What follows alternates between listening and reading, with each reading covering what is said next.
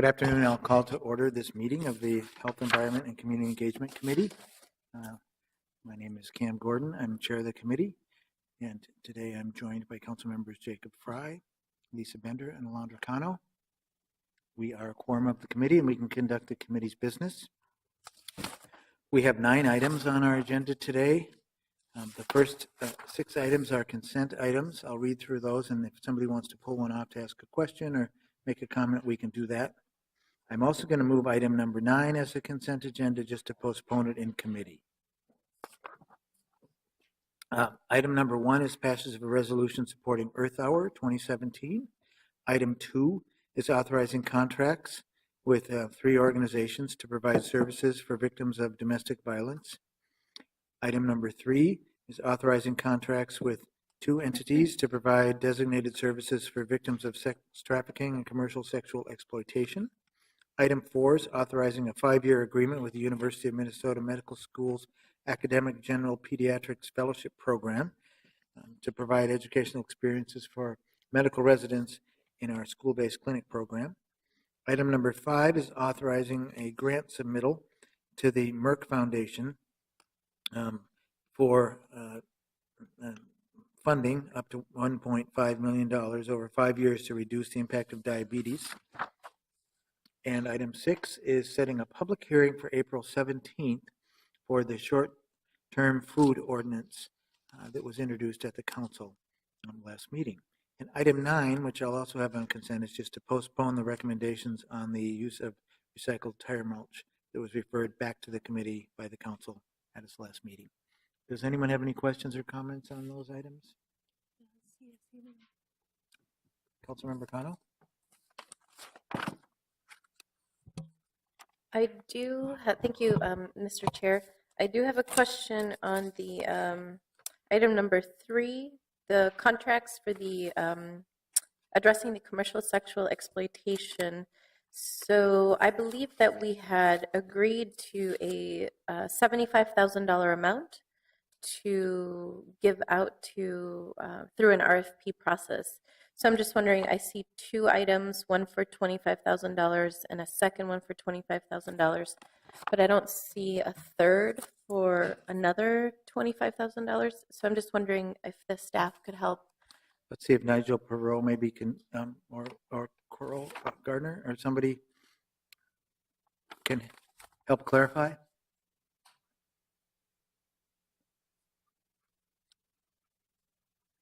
Is that something you might have an answer to? Yes, Council Chair. From my understanding, that $50,000 was the allotted amount, not the $75,000. So unless there's something different, I'd be willing to look at that again then. Well, we'll have to go back and look at the council action, I think, to make sure. Oh, Gretchen might have some okay. Good afternoon, Mr. Chair, Councilmember Cano. I'm guessing. I believe that there was a component that was to be taken out of carry forward dollars or unspent dollars from 16 into 17 that might have comprised the other portion of this, but we will have to check on that. And that would have delayed the availability of those dollars. Okay, so they may be part of what we do in April with. If that is the correct answer, Mr. Okay. Chair. Okay, I will follow up. Thank you. Any other questions about any of the consent items? Councilmember Bender. Thank you, Mr. Chair. It's actually on page 1307 of the budget. It looks like $50,000 there. The health department to be allocated $50,000, but maybe there was some back and forth, and we ended up having to reduce the amount that had been proposed or something. But I'm trying to look it up, but I don't know that we approved. I can email it. Okay, well, thank you for that attempt at getting clarity. We'll have to do some more research, I guess. But in the meantime, I'm going to move forward as is anyway. And with all the other consent items, all those in favor, please say aye. Aye. Any opposed? Those motions carry then. Now, I did have a request from a committee member to move number 8 ahead of number 7. Councilmember Fry, would that still work better for you? I wonder if we could do that. So I wonder if without any advance warning, that would be too confusing. Is Mr. Huff's not here? Oh, would that be all right? Could you come up and give us the presentation then on number 8, which is we're going to receive and file a presentation and a report on environmental health assessment in establishments with adult entertainment licensure. All right, and I think a lot of people might have come here for the other item, but hopefully this won't take us too long. I apologize for any inconvenience.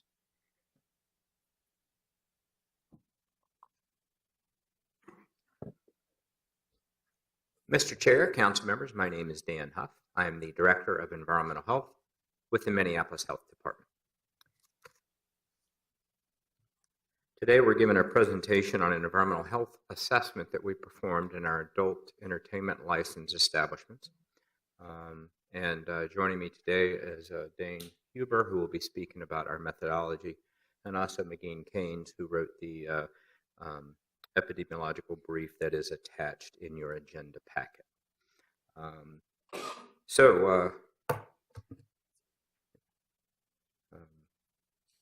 Going to start. The health department has received over the last couple of years complaints from both the public and other city licenses or city staff about conditions of concern within our adult entertainment facilities. And from the health department perspective, we were concerned about the potential for a public health hazard. We are concerned because of infectious disease risk. OSHA considers any bodily fluid to be other potentially infectious material, that is, material that might contain bloodborne pathogens. These diseases include anything from HIV to hepatitis to gonorrhea, syphilis, any disease that could be transferred via bodily fluid. I'm going to turn it over to Dane Huber, a health inspector, who will talk about our sampling regime, and then I'll talk about our results.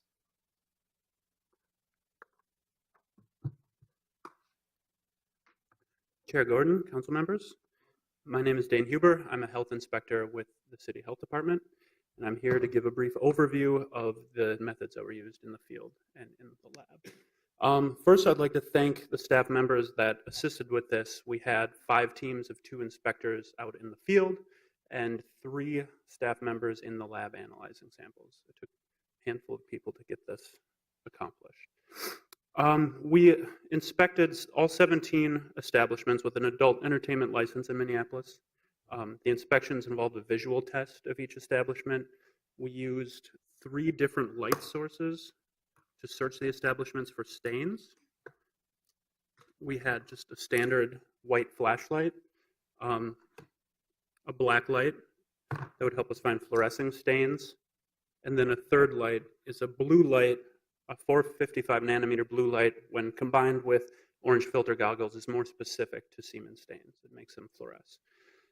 We used these 3 tools to scan the areas and look for stains that could be of interest to our study. But this is not a confirmatory test. It just put us in the area of stains. Here is an example of an area that was sampled and a stain that was found under black light on the couch. And this is an example of an area sampled, a surface that was sampled under standard white light, and then the blue light with orange filter goggles that makes the stain pop out. Because we can't confirm the source of the stain with the lights, we had to take samples and bring them back for analysis. Our field samplers, when they found a stain, they used sterile swabs to absorb material from the stain, package that, and then record information regarding the stain, such as where the stain was located, a description of the surface, who took the sample, time, place, etc. There was also a photograph taken of every stain that was sampled. The samples were then brought back to our health department lab, where we used It's the RSID Rapid Stain Identification Kit. That's a very simple confirmatory test that checks for the antigen found only in human semen. It's used in other settings as a screening tool to ensure that semen is on a stain prior to more expensive analysis. We were only using it as a presence-absence test, much like a pregnancy test. We'd add the sample swab to solution, add the solution to a cassette, wait 10 minutes, and a visual result would appear. One line on the cassette indicates a negative result. The antigen in semen was not found on the sample swab that was tested. 2 lines indicates a positive result, that we could confirm that semen was in the sample. We also ran quality control samples to verify that the lab test was working properly, and we're confident in our positive results. Only this antigen would be able to turn a sample positive. And we're looking into making improvements in our sampling technique to ensure that the stain is properly being sampled onto the swab. Based on what we found, we had three ratings to give the establishments. Satisfactory, there was no visual result. We couldn't find any stains of interest. And of course, since nothing was taken, there was no lab confirmation. Suspected, we took samples. We suspected that a stain could be of interest to us, but we couldn't confirm in the lab. And then a confirmed result, positive visual inspection, and a positive lab result. With that, I'll hand it back to Dan. Thank you, Dane. And so what we found is that of the 17 establishments, we found that 3 were satisfactory, 3 were suspected, and 11 actually were confirmed. Our satisfactory rating at these 3 establishments, there was no area of concern. Everything looked to be maintained in a cleanly order. We had 3 establishments where we had the visual inspection with our lights indicated areas of concern. And then we had these 11 that actually we had confirmatory tests for the potentially infectious material was present. What we found is that there was a correlation between the way that an establishment was designed or laid out. If you look here, you'll notice that every one of these areas has what are called VIP areas or private or semi-private spaces, either with couches or beds. And the clubs that have these private spaces or semi-private spaces are the ones where we found the most examples of both the visual and the confirmatory tests of potentially infectious material. Our current regulatory tools, and why we're really bringing this to you today, we have some clunky tools. We have our own city ordinance, which is our high-risk sexual conduct ordinance. We have used that more recently. However, it is a very outdated ordinance. It has what may be considered judgmental language about some of members of our community. It's not an ordinance that we can really use effectively until we come back to you with some revisions on that. It's also just invalid on it's got incorrect, outdated science and lacks effective enforcement. What we used for enforcement under this case was we did issue orders under our public health nuisance statute. However, that also does not conform to the city's regulatory administrative enforcement process. So our next step, we have sent orders. We will be doing a reinspection to see if the cleaning of those establishments has occurred. One issue that the question that was raised for us, what's going on? Why are we seeing these types of conditions in these establishments? All we can do from an environmental health perspective is to go and find the presence or absence of material. What we have done then is we are partnering with Dr. Lauren Martin from the University of Minnesota. Dr. Martin is well known for her work looking at and working with communities that are traditionally difficult to research or to find information because they're more fringe communities. And she has worked with entertainers in the industry and will be presenting at our next meeting what her findings and the findings of her team are, which I believe will be very elucidating for us as we dive into the topic of policy options in addressing both our public health concerns and then what are the other issues that might be faced by the workers or patrons in these establishments. Thank you. Thank you very much. I don't see any questions from committee members. I think the idea now is we will wait till we have the information that we get in 2 weeks from the University of Minnesota. Give people a chance maybe to take this in and we'll develop a game plan from there. So I'm just going to move to receive and file this today. Any discussion on that motion? All those in favor say aye. Aye. Any opposed say no. That motion carries. And so now we can move to our item 7, and this is a presentation on the public impact of menthol tobacco. Also coming to us from the Health Department. And welcome, Commissioner Thank you once Reeskamp. again. Good afternoon, Mr. Chair, members of the committee.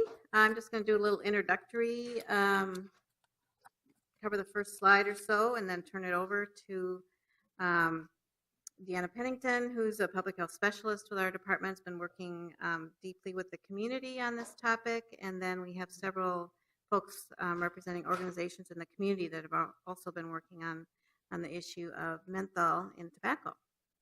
But I want to start with just sort of a reminder about 2015. The City Council passed an ordinance that amended the way that the pricing that we have for for tobacco products, and also established an expectation that flavored tobacco products only be sold in tobacco-only stores. We did exempt menthol flavoring from those ordinances at the time. And yet we heard from the community as they provided public testimony that that was an oversight that we needed to come back to. And so that's what we're doing today. As a result of the ordinance, flavored tobacco products are available in 25 stores today, tobacco-only stores, as opposed to 300 stores, which included gas stations and convenience stores and many community sources of tobacco.